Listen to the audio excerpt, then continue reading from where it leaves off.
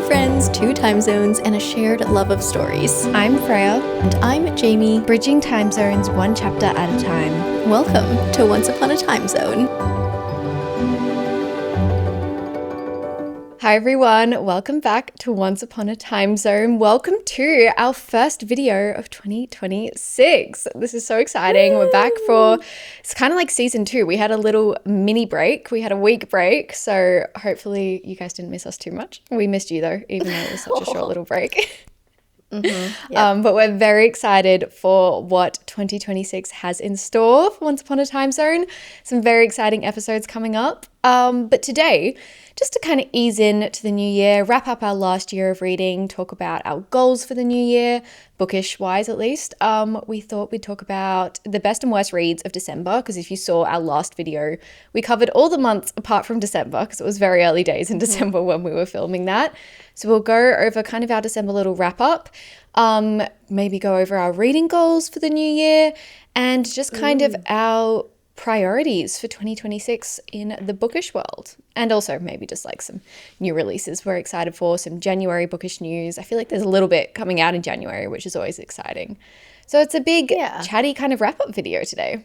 Yeah, just like a nice comeback, a reset, a welcome back, a kind of like grounding back into like the year, I guess, into the new year.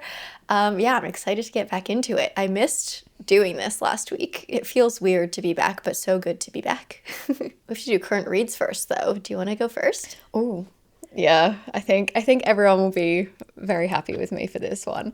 My current read is House of Flame and Shadow. Oh my gosh. I was wondering. Because I knew you wanted to pick this one up before the end of the year, and I'm like, is it the time? Yep. So when we're filming this, we're in the last few weeks of December. And I was like, okay, if I'm going to make this, if I'm going to make it happen this year, it's got to be now. So I decided it was time. And I'm very early days. I literally started it last night. I think I'm only like 80 pages in. To be honest, I kind of am regretting taking such a long time to start it, because now I'm like, who are these characters? And like, I forgot we had such a big cast of characters. And so, and then, why is there no glossary? I flipped to the back looking for a glossary. There's no glossary. So I was like, that's a little bit annoying. So I've been Googling all our characters, but also trying not to get spoilers for the book. It's a very fine line. And with the whole like AI summary these days, I feel like you get spoiled so easily for things. So, or it could just be completely wrong. I feel like usually it's not That's right. the other thing. It's not helpful at sometimes all. I'm like, is there another character called this name in some other book? Because I don't recall this happening. And the weird thing is like when you're Googling things, it just comes up automatically now, like the little AI summary on Google, and it's like you can't even. I don't even want to see it. You can't even opt out of it. It just like pushes it in front of your face, and it's the first thing that appears too. I'm really excited that you're getting into it, though. I wonder what you're going to think about this one. I think going in with like lower expectations, I think that's the reason I didn't like the second book so much, because I really liked the first book and I went in with very little expectations. I was just like, great, new world from Sarah J. Maas. And then I really enjoyed it. So I was like, great, can't wait for the second book. And then it just was very different pace to the first book. And I was like, oh, this is such a slog. Yeah. But I feel like going in with lower expectations for this. And I mean, the ending of the second book did set up a really great premise for the third. And I'm already liking getting back to our characters. And I forgot how fun a world it is. I do have to admit, it's such a fun world with all of our different, like, mythical beings, I guess you would say, like our mer people and everything like that. Like, she really just did include every single mythical thing possible. Yeah, you got a little bit of everything. I forgot how fun that is. I also forgot how much she swears in her books. Oh. Like, I feel like I've been reading such tame writing recently, and a lot of YA novels, that when they started swearing, I was like, oh my God, I completely forgot about that. I feel like it's a good little content warning, actually, for anyone who hasn't gotten into her books, because she does, I guess, more in Akatar and Crescent City. I can't remember it being in Throne of Glass very much. I don't think it's as much, because technically Throne of Glass is supposed to be YA, so I think it's like a little more tame in that way. But I also think like in a lot of fantasies, like the characters swear, but they use like fantastical swear words. Like, instead of saying certain things, like, I mean, like, we're in Stormlight Archive, like, we're deep into that series, but it's like, you'll say damnation or something, Yeah. like, just things like that, where Yeah. it's alternative words, and I feel like it's more fun that way. Like, I love, Yeah. like, fantastical swear words. Yeah, it's so funny. Or like I think I read a book recently where they were like spirits, like damn it, spirits. And I was like, because like that was their like gods, like the spirits. And I was like, The great, spirits. honestly. Yeah, yeah. But you're so right. That kind of like tunes out when you are so used to Yeah. having like those swear words. So when you have a modern, everyday kind of swear word in a fantasy, you're like, oh, okay. Yeah, I feel like sometimes when I'm like, I don't say it out loud, but sometimes when I think like, oh my God or something, I'll say like, oh my gods in my head. Like, especially if I'm reading, like currently reading a fantasy book that uses like that kind of a swear word when they say Yeah. like gods. Sometimes I find Yeah. myself doing that in my head and I catch myself, I'm like, what am I doing right now? It's like you're so deep in that universe. Yeah, it just goes to show literally how like deeply immersed I get into books. That's a good thing. That's a good thing. Yeah, But yeah, I yeah, mean, that it's is a my good sign. current read. I'm reading another chunker, so I'm also reading a gigantic book. It is not the Priory of the Orange Tree, it's A Day of Fallen Night by Samantha Oh, Shannon. Yeah, and it's funny because I remember before the end of the year, I was like, I want to pick up one more long book before the end of the year, and I thought that was going to be Oathbringer. And then after Oathbringer, I was like, let's pick up another long book. So I picked up this one. It is only 850 pages though. So after reading I Oathbringer, which can't was believe. 1300 pages, I'm like, this is a short read, you guys. It's so short. It's not even long at all, which is actually a funny way of looking at it. I feel like it makes it feel easier. Like after I've conquered a 1300 page book, I'm like, Yeah. I feel like I'm on top of the world. Let's pick up another long one. No, that's so true. I had the same thought when I looked at the page count for this one because I was like, oh, do I pick it up? And it was only 750 pages. And I was like, Yeah. oh, that's So fine. short. But So I short. swear, like me at Yeah. the beginning of last year would be like, oof, like that is a commitment. I don't want to do that right now. So that's so funny it's happening to you as well. Yeah. And now it's like this is gonna be a piece of cake. But anyways, if anyone doesn't know what A Day of Fallen Night is, it's a high fantasy. It is a prequel. And we follow like four different women who basically have like they're all in a position where they're about to step into power or like potential to step into power. So like one of them is like going to be the future queen, one of them is training to be a warrior. There's like an empress and something it's called like a maiden something. But we kind of follow the four of them. They all live in like different like opposite sides of the world, and there's like a big bad called the Nameless One, I think, who's like going to come back, and I don't know, everyone's scared of the Nameless One, and so we just watch them as they deal with like politics and religion and trying to protect their people in different ways, and it's written so well. Like it's I never know how to summarize her books because it's just one of those like it's just a high fantasy. Like there's a bad force, Yeah. there are the people in different places in the world and they're just trying to like survive and like deal with like what's going on essentially. But yeah, her writing is so beautiful. It's like it's very descriptive. It's like almost no, it's not poetic. It's just very descriptive and atmospheric, but also very easy to read. Like it feels like you're reading a fairy Yeah. tale sometimes, I find when I'm reading it. And I really like how she does different political systems and religions because like all of our different characters like live so differently. Like their politics are so different. They all worship different like gods or deities. And then so the way they tackle things is like very different. And like the way they've all been sort of like brainwashed almost in a way like they've been taught very like a very strict set of rules like growing up and so they all like just think so differently. I don't know, I don't know like what a better what That's is a better way to put it, but no, it's that's really really good. interesting. Having like different like beliefs. Like that's quite interesting in a book. I feel like it's usually quite a universal kind of thing in that world. Yeah, and it's a pretty big theme too. It's like one of our characters, like their main goal is to sort of like they want to convert everyone into their religion, like to worship Yeah. their god. But then obviously like other people believe different things. So like there's resistance, and yeah, it's really interesting. There were like some similar themes in Priory of the Orange Tree, but this one I feel like it's already stronger, and I'm only like I just started it, like similar to you with your read, but I'm like 80-ish pages in, and already I'm Yeah. like the themes are so strong. Like I love them so much. Also, I really Yeah. do love how in this world we always like we get like sapphic romance subplots Yeah. throughout the story. So I really love that too. I think she does romances really beautifully too. Like you really care for them. There's always a lot of yearning, which I love. Yeah.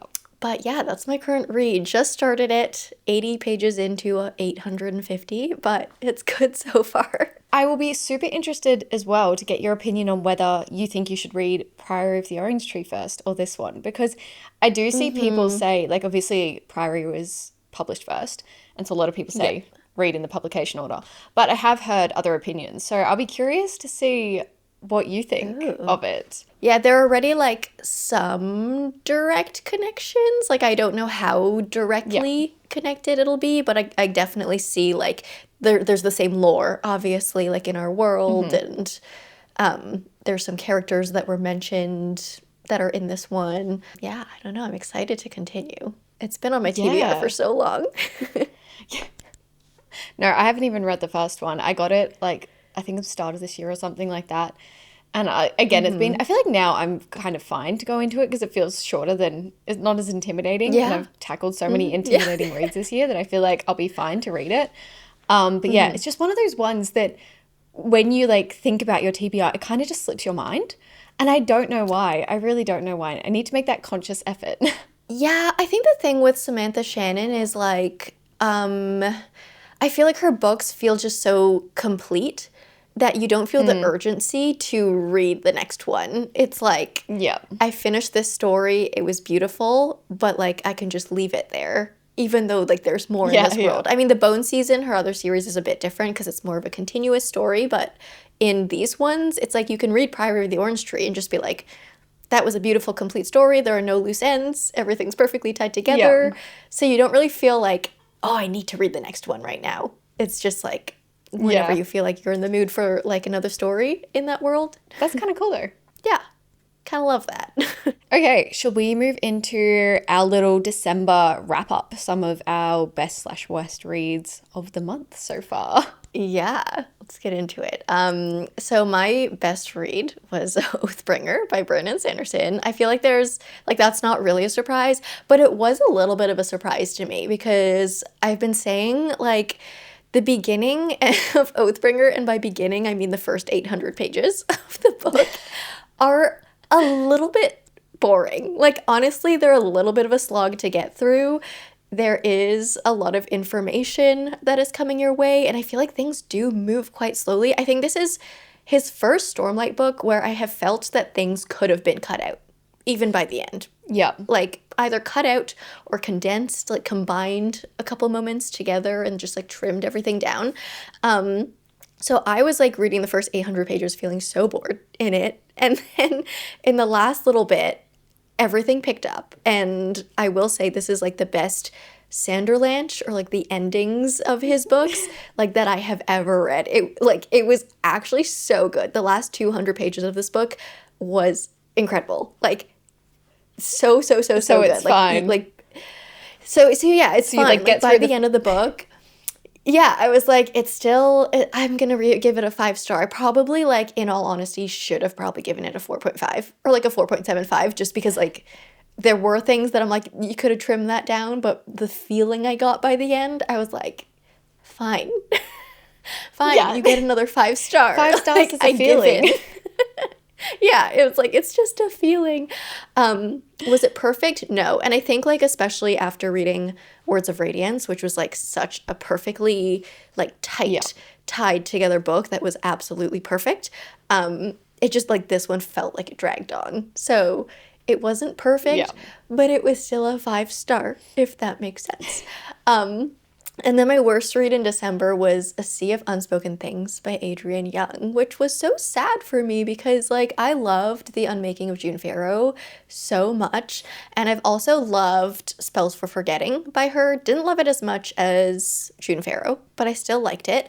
Yeah. But this one was just such a disappointment for me. It was like another one of her mystery magical realism books. And I would say the plot synopsis is very similar to Spells for Forgetting. Like when I was reading the plot synopsis, immediately in my mind, I was like, this sounds like the same story, but like just with slight different variations. And then as I was reading it, I was like, yeah, this just feels like Spells for Forgetting, but like worse. I just like, I found that none of the characters had any dimension. Like they all just felt like they were going through the motions of this mystery with a romance subplot. Yeah. And like they didn't have any like personal zest, I guess, like any specific things to make them a unique character. Yeah. And then I was just honestly bored the whole time because the story was very similar to Spells for Forgetting, and the conclusion was like a little weird for me. Like it didn't really make sense. Like she threw in a twist at the end, but it was one of those twists that I was like, Oh, no. I didn't see it coming, but it didn't make sense. Yeah, yeah. That's really interesting that it was so similar to her other book. Like, I don't Yeah. like, I've definitely read books that are similar to one another, but never by the same author. Like, that's quite interesting. Like it was very like the whole structure of it. It was about a character that lost like a family member and like came back to this like isolated town to like settle like their affairs and stuff. But then like as they're back in their small town, they like meet their old flame that they used to have, and they like stir up this like old romance again. But then at the same time, they're trying to investigate like previous crimes that happened. Like it was just like the same. Like the same plot structure. So that was, yeah, interesting, especially because, again, like June Farrow was like so creative, such a different type of a story, and I loved it so much. This one just didn't hit for me, but I am still excited to read Fallen City by her. That's her newest release, and it's her first like high fantasy. I think it's the first in a trilogy or a series. But I just received that book actually from the publisher, and it was on my like radar to read this year, and I never picked it up. But I am excited to get into that, and I'm hoping it'll be better because it's like very clearly a different story. But I do like I love her atmospheric writing, and that's why I always go back to her books. But yeah, I just hope it just gives me something a little different. Yeah. I definitely like I've heard so much about her as an author and stuff, and I've been like wanting to get into her books for such a long time. But there's always been like that hesitancy when I'm like at the bookstore. I don't know, I see her books and then I'm like, oh, but I want to get this book more or something. So I don't know, maybe I should just jump into her books in 2026 because I have heard some incredible things, especially about June Farrow. June Farrow. I feel like you would really like June Farrow. It's very like female, like generational female strength, like bonding with the women in your family. It's very much that, but with a mystery. And honestly, the romance in that one is so good. Like very angsty, very like tension filled, but like done in the best way. Like there was something about that romance that I was like, oh, like I really liked it. That's so cool though. I did not know that. Yeah, it was one of my top reads of, was it 2023 or 4? Oh my God. Can't remember. But like one of my top 10, Everything like blurs. in whatever year I read it. Yeah. Okay, that's a good sign for me. That's a good sign. Wait, I just wanted to say, with your reading vlog of Broken Country, that made me so interested in it because we had talked about it previously when we were going through like Goodreads Choice Awards, and like you had said like I want to get into it. And so then your like reading vlog of it was really interesting, and so now I'm really curious about that one as well. I'm like, I want to get into more contemporary fiction as well. Oh, historical fiction rather. Yeah. And is that a Reese Witherspoon book club? Is that the one that was a book club pick for her? Oh, is it? Of a different one. I'm not sure. It could have been. I can. I mean, it confirm feels later. like it could be. It feels like a book club book, so I wouldn't be surprised if it was a Reese Witherspoon. Yeah. I feel like I really like want to her get more vibe. into fiction too this year. It's a mature step as a reader. It feels very like big of me to be like, I want to read contemporary fiction or historical fiction. It's like, I want to read something than magical fantasy worlds.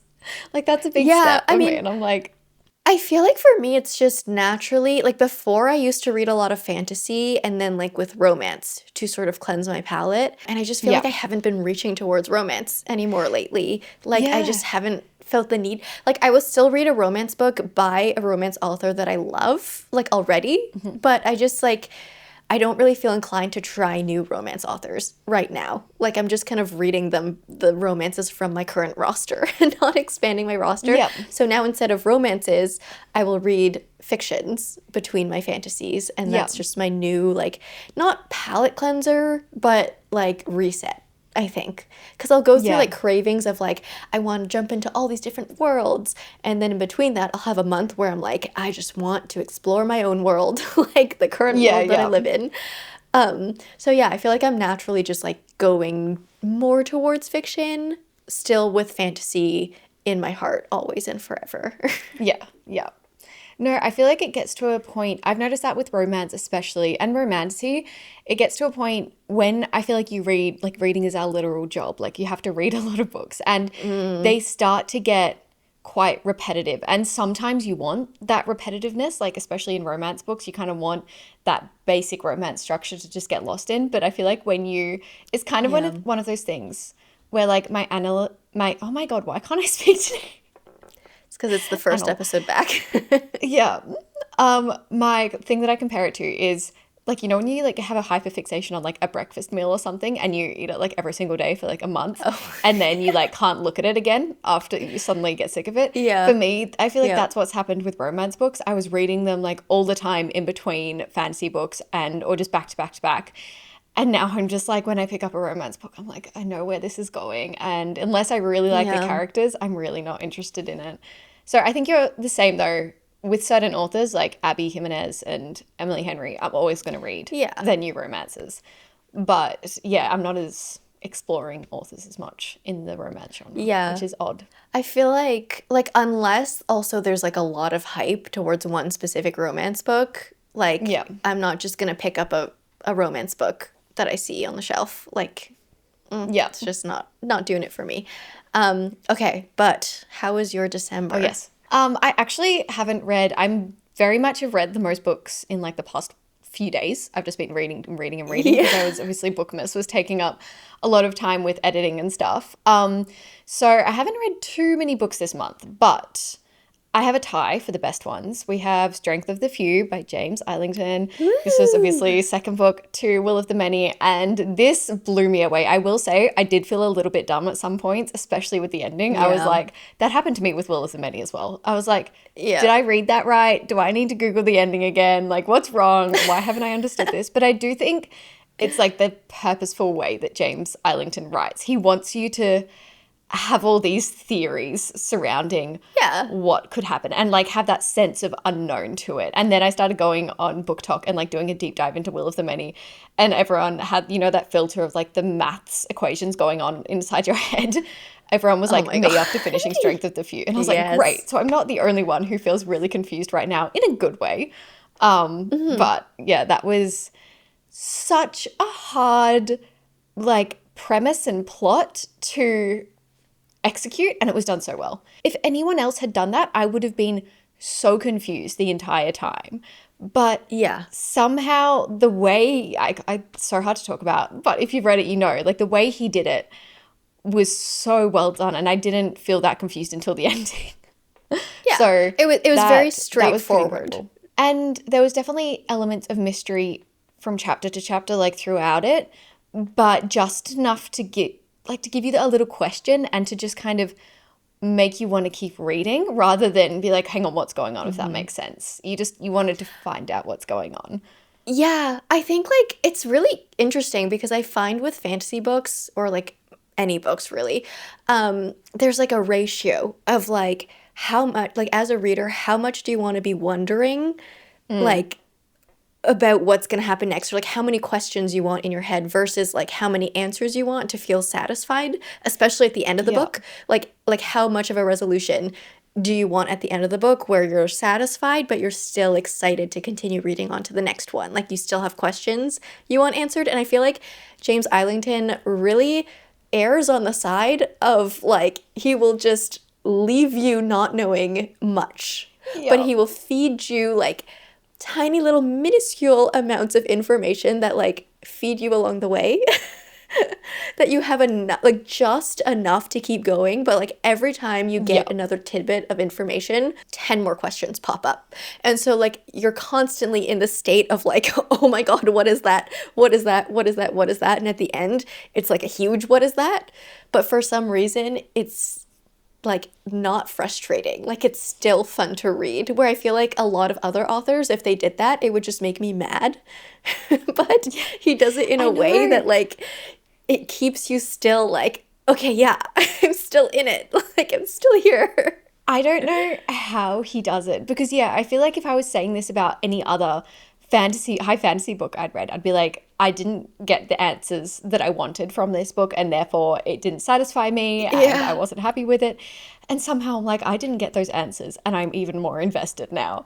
And it's a true skill. I am so happy you convinced me to start Will of the Many, because, oh my gosh. And I feel like it's really taken off in the last half of the year. I feel like I've been seeing everyone read it, and I'm probably because the second one came out. But that makes me so happy. Did you see his title announcement for the third book? Yes, I did. I've seen some controversy on it. I've seen some people be really annoyed that it's... Really? Is it The Power of One? Is that what it is? The Power of One, yeah. Yeah. Yeah. And I've seen some people annoyed because the other ones was The Will of the Many, the strength of the few. And they're like, it's not satisfying enough anymore. But I'm like, it's kind of the one. I guess you could say that, but that's very objective to who it's about. And this is a little bit more. The Power of the One. Who are we talking about? That's true. The Power of the One sounds kind of cool, though. Like, it sounds... It does. Very it's like mystical. Chosen One. Yeah. So I'm curious. Yeah, it's kind of funny. But that was like how I got introduced to it. They were like, I'm so excited, but so annoyed. I was like, okay, fair enough. They could have a the in there. Yeah, just throw it in for publication. I did have a tie for the top. The other little tie literally happened the other day, and that is A Sky Beyond the Storm, which is the fourth and final book to the Ember Quartet. And I literally bawled my eyes out over this book. I didn't expect to, because I don't know, I have really enjoyed this book. The Ember Quartet as a whole, I've really enjoyed it, but I don't think one of them has been a 5-star read for me. Like, they've all been really high ratings, but there's always been one or two things that have just like taken it down from a 5 stars, but this wasn't 5 stars. But when I finished it, I was like, oh, there was like one or two elements. It was kind of the same from what you've described as Oathbringer. And the ending, I was like, I can't fault that ending. Like, that was absolutely perfect. And the emotions I felt in the last like third of the book were crazy. Yeah, I really, really liked it. I really liked it. So yeah, you definitely need to continue that series next year, because that book was kind of crazy in the best way possible. And I feel like our characters, when you thought of them from the beginning of the series to now, even though it's only a 4-book series and they're not massive books, they had like such big character arcs and developments, and it was crazy. So that was a tie for me. Honestly, I haven't had that many bad reads this month. The one I put was The Ex-Wives Club by Sally Hepworth, which is literally like, I think it was a 150-page thriller, a little novella thriller. And I just like one day was in bed and downloaded it because I was like, I want something quick to read. And it was fine, but it's like a novella. How good can it really be? A thriller novella. It was basically about a man that dies, and he had owned a restaurant, and every Friday, all of his ex-wives, I think he had 3 ex-wives, would meet at his restaurant and have dinner at his restaurant. And then and they were there the night that he died, and people he was murdered, and people like, which wife did it? Was it one of the wives? Like, it was a fun little premise. But there were just some like phrases in it that made me a little bit I don't know if I will ever read anything by Sally Hepworth. I've heard a lot of like, you either love her or you don't. And there were just some like phrases, like honestly a little bit of like fat shaming and all of that kind of stuff. And I was like, that's not necessary. Like, we didn't need that. Yeah, so that kind of like took me out of it a little bit, and I was like, oh, whatever. I don't know, maybe it was just that book. If you've read anything by Sally Hepworth, please let me know if it's worth continuing. I think I read Is she the one who wrote Darling Girls? It's like another I thriller. think so, yeah.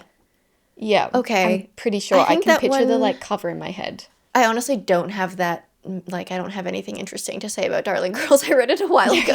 I think it was fine. I think it was okay. I don't think it was my favorite thriller in the Yeah. world. So it Yeah. honestly wasn't memorable because, like, nothing's, like, sparking in my brain. Yeah, okay. Like, Okay. I know I read it a couple years ago, but, like, it didn't stick with me.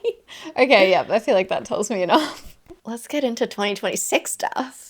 Okay, first things first. What is your reading goal of this year? Are you setting a reading goal? I think I am. I think I'm actually going to do the same reading goal as I had last year, which was 80 books. Whereas I feel like that's a very realistic goal for me to hit. I would like to read a little bit more.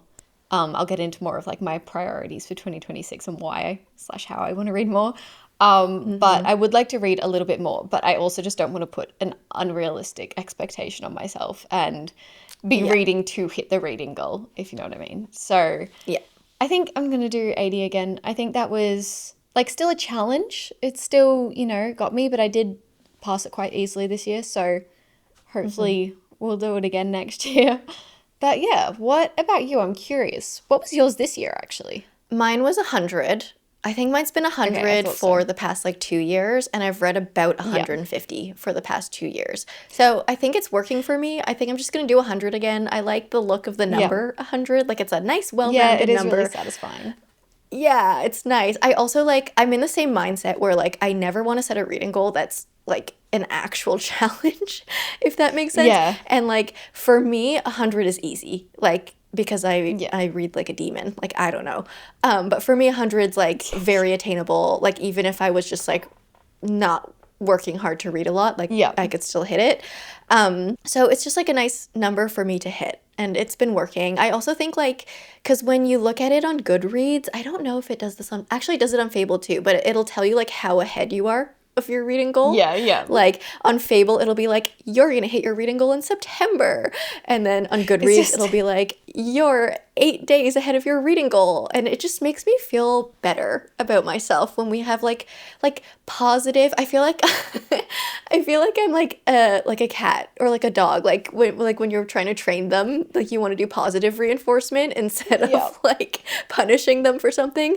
I feel like I'm very much that way where I need positive reinforcement. So if I like Yeah. I'm reading and I see the like, oh, you're ahead of schedule, it actually makes me want to read faster and read more Yeah. because I'm like, yeah, how much more ahead can I get? And it's just a happier, more fun way of looking at it. So I'm setting mine at 100 again. That's like my good I spot. feel like that's very type A. Like I feel like I'm the same. I like being ahead of my goals rather than like just Yes. hitting them. Like it's fun to be ahead of your goals. I feel like that's very type A of us. Yeah, I'm like, I know I'm gonna read a lot anyways, but like, so Yeah. I'm just gonna set my goal lower. And like also I've been getting a lot of comments recently on say you read like 12 or 20 books in a year. That's still incredible. Like remember that this is literally our job. Like it is our job to read. So and we do read in like every spare second of our time, and we probably have a lot more time to read than the average person. So yeah, just saying, if your reading goal is 10, amazing. That is great. That's still I heard that if you have read 2 books this year, you're above average. You're already above average. Yeah. Yeah. Yeah. You're doing great. So that's You probably great. have more of a social life than I do as well. So that's You also great. probably do. Yeah, that's really good for you. I'm so happy for you. My social life is in my books when I meet my favorite characters. Yeah. We've just expanded a friend group this year. Yeah, I have so many friend groups. What are you talking about? Severo, They don't really Keldon, clash, like, Nikolai, Benji, my besties. So guys, you don't want to be like us. Have a social life. Yeah, go out and do things. Maybe we should like start reading in the park or something more often. Oh my gosh. No, the other day I was walking through the park and I saw like a guy in his 20s reading A Court of Mist and Fury. And like it's probably really bad for me. But have you seen those like videos online of them reading a book and like it's them wanting like start conversation. Oh, And I it's like couldn't to help get but think, I was like, attention. are you like actually enjoying this book? Like you actually reading it? Because if you are, great for you. And I was like, or is it like a performative stunt? I was just the first time I've ever seen a guy read ACOTAR in public, to be honest. So I was like, great Yeah. for you, but I very hope he funny. was genuinely enjoying it. Enjoying, I mean, he looked like he was quite a fair bit in. So He was into hopefully. it. Yeah. Yeah. Okay. Yeah. Well, So hoping for funny. the Anyway. best there. Getting more into our goals though. Do you want to go first? What's your, so we're going to get into like more Yeah, sure. specific goals. We're going to do like 3 points each. So, Yeah. what's your first more specific goal for the year? So I feel like this one's a bit broad, but it is to finish the Stormlight archive. Not broad, this is very niche, sorry. To finish the Stormlight archive Woo! because, it's a completed series now. I have 3 more books in the series, and I feel like if I start the next book soon, that's a very attainable goal by the end of next year. Yeah. So, Yep. yeah, I would love to finish the Stormlight archive, possibly even get into some more, like some other Brandon Sanderson works, his kind of smaller little series, anything like that. I actually really want to read Mistborn Phase 2, but I have been Oh, recommended that yeah. I wait until I've finished the next few books in the All of Stormlight to Stormlight? continue to that one. Yeah. So I'm just doing that. I was like, honestly, I'm so immersed in the Stormlight world at the moment that I feel like it would be hard to go back to the Mistborn world. Yeah. Yeah. But yeah, that is one of my goals. A very simple one. What is your first goal for the year? Very kind of, I guess, similar on the lines of finishing series that we're in the middle of. I mean, I feel like finishing the Stormlight Archive is probably on my list. It's not in my 3 points that I wrote down for this episode, but it's probably on my list as well. But I Yeah. want to catch up on the Red Rising series. So I want to finish Arc 2. I'm going to start Iron Gold this month in January, and then I want to read Dark Age and Lightbringer so I can be caught up because I know Pierce Brown is writing Red God. There's no release date, but like everyone's speculating it'll be like this year, maybe around this summer. So I want to be caught up so when Red God comes out, I can read it with everyone else. Like I want to be like Yeah. up to speed so I can be with the group. But yeah, I'm really excited for this arc too. I've heard such wonderful things and I can't wait. I have heard such great things about like the second, I don't know, Yeah. part of the Red Rising series, especially I think I mentioned it in my video. I was doing my like reacting to top books of not 2023. Oh my God. Just the top books on Goodreads. And when I had looked at that list when I was planning this video, like I'd seen it and been like, yep, okay. And then when I came back to it when I was filming the video, I think it was the newest book. Is that Lightbringer? Yeah, Yeah. Lightbringer. Yeah, yeah. Had made its way all the way to like number 9 or something. That was crazy. And there weren't even that many ratings compared. I think there was something like 40 or 50,000. Yeah. But it had an insane average already. And I was like, within like the week or 2 weeks that I looked at that had already made its way significantly up. So that was crazy. Wow. I was like, okay, another sign to like continue the series. So Yeah. I'll be, yeah, curious to see your thoughts. Yeah, I've heard it's phenomenal. So, like, I need to Yeah. experience Lightbringer. I'm really excited. Okay, what's your number 2? This one is more of like a habit and how I plan to read more next year. I kind of started implementing this towards the end of this year, but I want to wake up earlier and read in the morning for like half an hour to an hour every morning and not look at my phone until I've done that. Because I feel like, obviously, our phone is our biggest enemy as a reader. It will distract Yeah. you all the time. And as soon as I look at my phone, and especially because like you're on the other side of the world, it's just been your day. I often look at my phone and I like catch up on what's Yeah. been happening on that There's side like of the world. 20 or, like, texts any from me. emails I get. Yeah. Yeah. So I think I need to just like put that off until, because I wake up pretty early. I wake up at usually like 6 every day, just body clock. Not in winter. Not in winter. I wake up Not late in winter. because it's so dark. But in the summer, the sun comes up at like 5:30, so I'm usually awake by 6. And I'm like, that's like a whole hour. I could read for a whole hour and be up. And I've kind of started Yeah. doing that, whether it's like reading for just half an hour or reading, 30 to 50 pages every morning. And it really has made a difference in like also the start to the day. Like it's a really great way to start your day. But getting up, Yeah. making a tea, reading, it has made a difference to my kind of progress in reading. And it makes sure you read every single day, because sometimes at the end of like a really busy day, you just don't have like the energy, especially if you're reading a really high fantasy book. You don't have that energy to sit down and read for like an hour.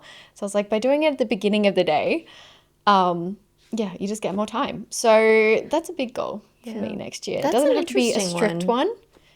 But yeah, I was like, I'll test it out. I'll see how it goes. And I just feel like I need to be on my phone less in general in the new year. And I feel like it's really hard when social media is your job and like when we're communicating with each other from the other side of the world. We've got those few hours that we cross over. So yeah, it is kind of a hard thing to do. But yeah, I'd like to be able to kind of dim my screen time. Yeah, it's a funny thing, like when I'm awake, I'll be texting you and then like something else will come up, so I'll text you again, and then something else will come up and I'll text you again. I feel like by the time you wake up, there's literally like 20 texts from me every single morning, and I'm usually like, oh yeah, Freya's not gonna text back until like 3 or 4 p.m. or whatever, but then you always text me back at like 2 p.m. or something, and I'm like, whoa, you're awake already. And it always like surprises me. But I'm like, okay, great. Like, and then we have like our little window of like, okay, we can communicate like within these few hours, and then it's like I go to sleep. And then it's like the cycle. Yeah, so exactly. yeah, that's a good goal. That's the I same feel like with I've me. also like When I text you like later, I'm like, oh, she's still awake. yeah. Yeah, sometimes when I like answer at night, I'm like in bed, I'm like I'll send one last reply before I go to sleep. Yeah. But yeah, that's a good goal. I've never really been a morning reader, which is interesting. I feel like my morning routine is very much like I wake up, I do check my phone, like while I'm still in bed. Yeah. And then I'll like do a little workout, and then I'll have breakfast, and I'll just start work. And like usually I'll do like email stuff first, like computer stuff. And so yeah, reading is like, it's never been in my morning routine ever. It's always more of like an afternoon, evening, night thing for me. So yeah, you'll have to let me know how this one goes. I was actually the same as you. And then I actually think it was Faith's reading. I saw her do a video on like how to read more, and she was like, I'm getting up half an hour earlier and reading, and I was like, I should try that. And that's kind of what prompted me to do it, because I was the same. I never used to read until like 4 p.m. or something. That would be like, you know, when you like clock off work or whatever, you'd go read. Or, you know, if you were commuting somewhere, I'd read in the morning, but that was pretty much it. But yeah, it has really like, I don't know, it's a really great way to set the tone. And especially if you do get up early and you finish reading at 7, because I'm the same. I like to work out in the morning. Like you still have time to do your workout, to get ready for the day and be starting work by 9. Like you do have the time. So, and I go to bed so early anyway, so I can do that. I have no excuse. True. Lack of social life again. Yeah, again, yep. Yes, what is your next goal? This one's a fun one. I actually want to reread the entire Lord of the Rings series. I did something nice for myself. So I bought myself a Christmas gift. And I bought, I think it's the editions you have, like the beautiful illustrated editions of the entire like Lord of the Rings trilogy plus The Hobbit. And so I bought them for myself as a little bit of a gift. And so I want to reread them because I read the series so long ago, and I feel like I read them when I was too young, where I enjoyed the books, but I definitely didn't get like as much out of them as I should have. So I want to reread the series now as an adult and yeah, just experience it. This is a series that I want to binge. Like I want to read the entire trilogy in like a week and just like fully immerse myself in it. It'll probably be a reading vlog, so if you're interested, look out for that one. I don't know when I'm gonna do it. It'll be like I want to do it either in January or February, like sometime at the beginning of the year, but in the cold months. Yeah, cold months. Snuggle something down I'm looking forward to. Have some tea, have some like biscuits. Yeah. I don't know. Very Hobbit of you. Yeah, so Hobbit of me. I live like a Hobbit, like pretty much. Yeah, literally. So I might as well like fully embrace it. If like we're gonna relate to a fantasy character, a fantasy being, it's gonna be a hobbit. And like I wish I was an elf, but I fear I am a hobbit. Literally my entire life I've been like, I want to be an elf. Like I want to live in Rivendell. Like I want to be whatever, like graceful and like long and beautiful. No, I am 5'2". I am so short. I am literally the size of a hobbit. I love being cozy and staying in and like eating food, and I love like bread and cheese and like just staying in my little hole. I am such a hobbit, Literally, and it's I like cannot. it's like a thing you have to admit to yourself at some point. It's like Yeah. it's like the Hogwarts houses. Like, you know, you always want to be like a Gryffindor or a Slytherin or something. You want to be like one of the cool ones, and then you have to admit to yourself, you're like, the hat would tell me, but I have to tell myself, like, you know. You have to be realistic with Raven- yourself and like really Ravenclaw's know still who you cool, are. it's fine. I will say I always wanted to be a Ravenclaw. I was like that alternative Okay, well, that's good for you. girl that Yeah. wanted to be a Ravenclaw, and so when I was a Ravenclaw, I was actually very happy about it. But in terms of being a hobbit, I never really wanted to be a hobbit, but I am a hobbit. I know. Well, we just accept it. We lean into it. Maybe maybe that's like, no, do you know what a goal, we're just going so off track. This is such a like chatty video. I love it. Do you know what a goal of mine is? Look, I'm not a runner, okay? Let me preface this whole story by saying that I am not a runner. I cannot run, hence my Okay. hobbitness. But yes, I cannot run, but I can walk. I am a great walker. So there is this Good. thing in Hobbiton called the Halfling Marathon, where in New Zealand you run the Lord of the Rings set and you run through Hobbiton doing a marathon. No My way. aim is like, I want to be able to walk half of that. I cannot do a full marathon, but I think I can build up to walk half a marathon. So that's my aim, to do the Should halfling we do marathon it? Should we walking. train and like No, go like, and do that's it what I'm together thinking. and be hobbits? That'll be our meetup, guys. We can Yeah. do the no, and there's like actually people dressed up as like orcs and like characters along the way to like you go like to cheer you on. Meanwhile, us dressed up as hobbits. Right? Like, how fun does that sound? I'm like, that's my kind of marathon.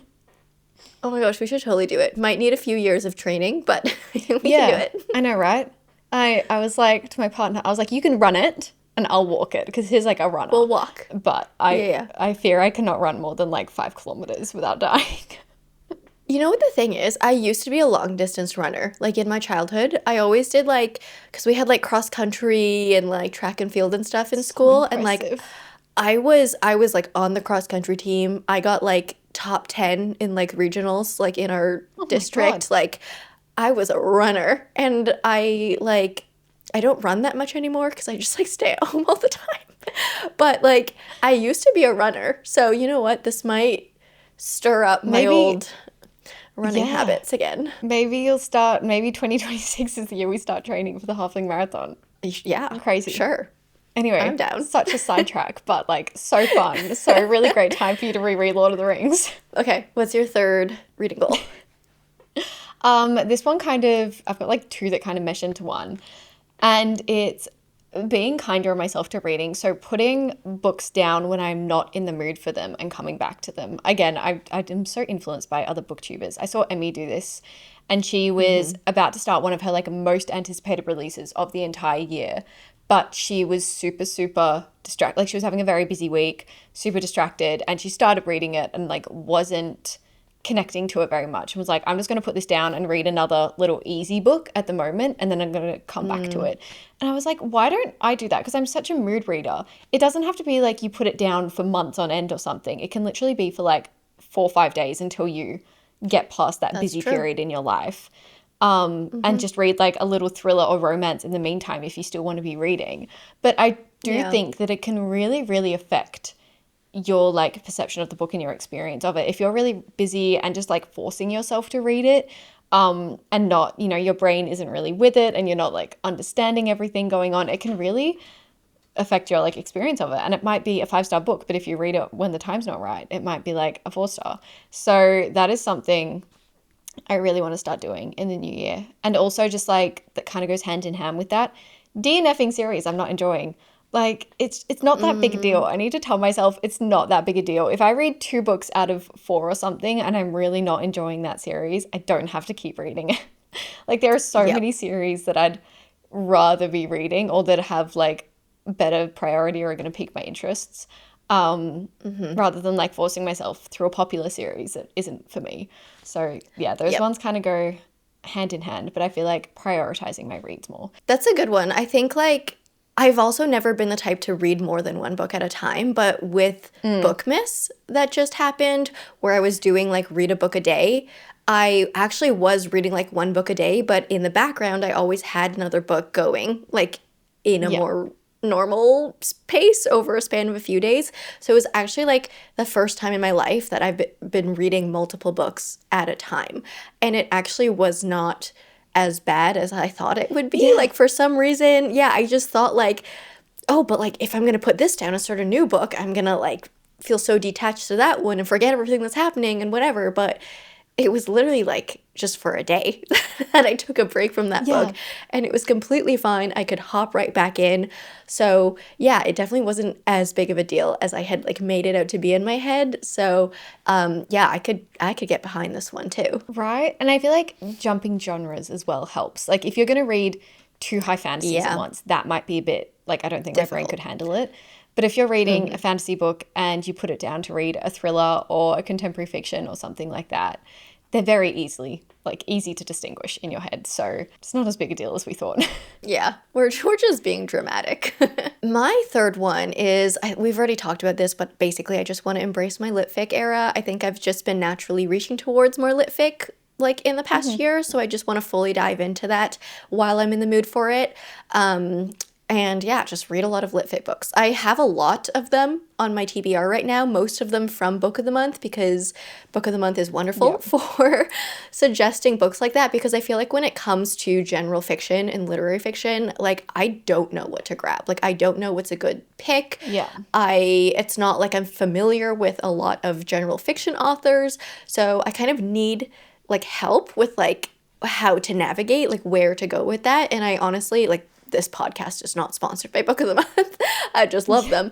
But I feel like with them, like selecting just a few books every month for you to choose from is such a wonderful way to get into fiction, because yeah, it's like fiction can be anything. Like it can span across different subgenres. It could be about anything. And so having a more like a smaller selection of books to choose from is a lot less overwhelming for me.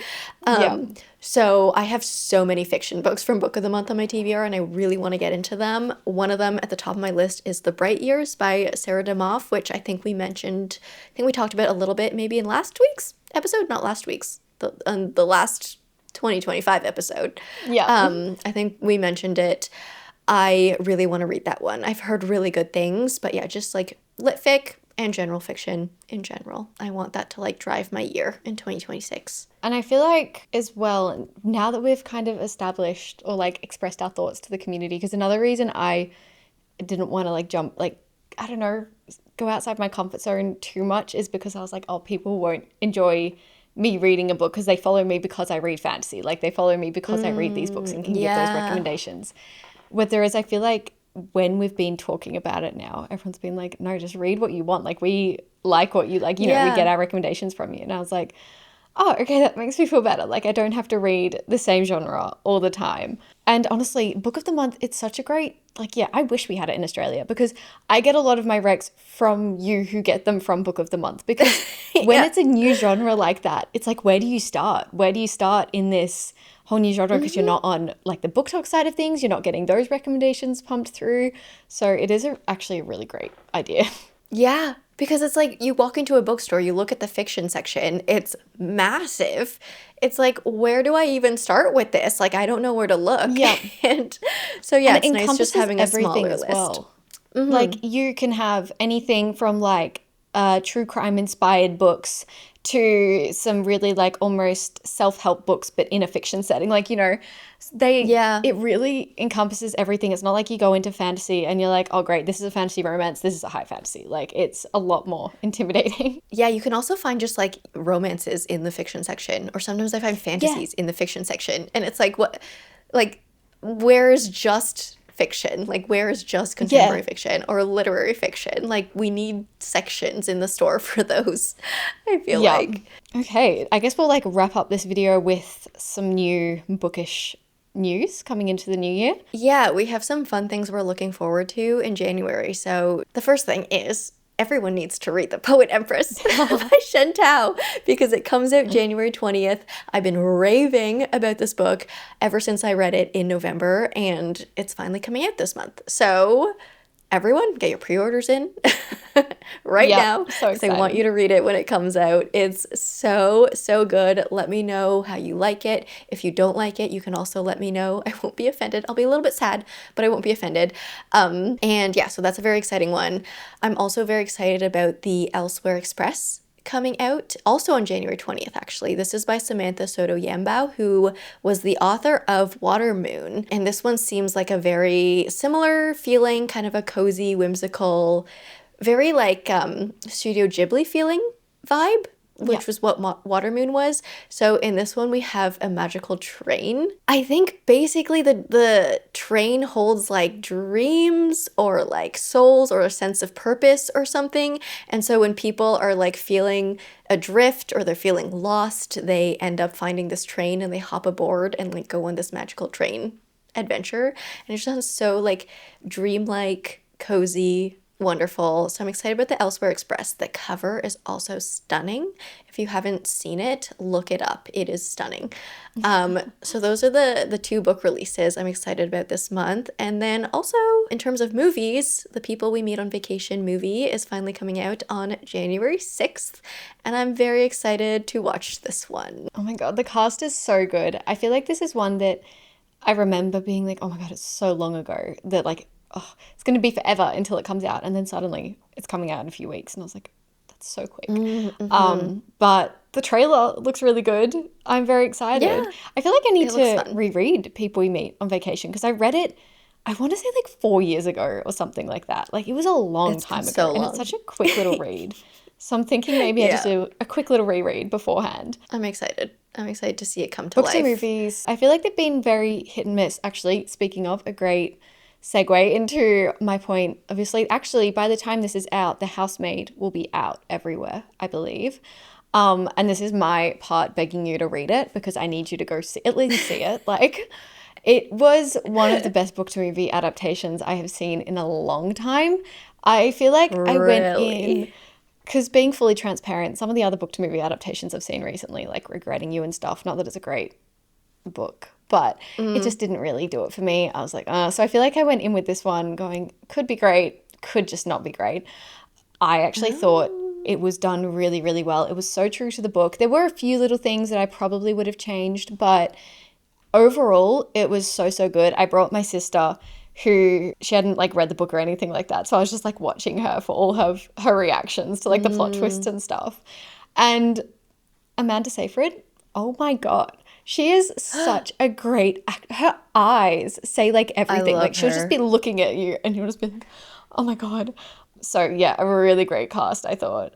So yeah, I need you to read it and see it because I think you will enjoy the book. It's a really easy, fun, like it's not the most incredible thriller in the world, but it's a very satisfying thriller. Like it makes you like smile from the plot twists and the ending and everything like that. So smile? You smile at like, a plot twist? When you're like rooting for a character and then like, like something will happen. Moment. Oh yeah, or like this plot twist will happen and then she'll like give this little concluding bit that ties all of these links together and then you're like, oh, I see what you did here. Like those kind of feelings in a thriller. Okay. Got you. Yeah, I do think you should read it. I know you said that you wouldn't, probably never would, but here's me convincing you because it's only like a 300-page book. I know. I've been like more convinced because of the movie, obviously. But I'm also like, I have so many books I want to read. Where am I going to fit this in? Do it in a night. And I know you can. I know. Maybe if I do another like 24 read-a-thon, whatever, I could squeeze it in there. I feel like it'll be a good opportunity to do that. We'll see. I feel like I just need someone to like talk to about it. So yeah. That's true. Just like that's my selfish reason. That'll be my homework so we can chat about it. Yeah. Well, I think that wraps it up for our episode 1 of season 2. Whoa. It's nice to be back. I feel like we're a little bit rough right now because we've forgotten how to do everything, but I hope this episode wasn't too rough to listen to for you guys. But it's good to be back. Excited for an entire year of podcasting this year in 2026. If you guys are still here listening to the end, thank you for listening wherever you are in the world or whatever time zone you're in. Until next time, stay comfy and keep reading. Don't forget to subscribe and follow us on socials for more bookish content. Bye. See you next time.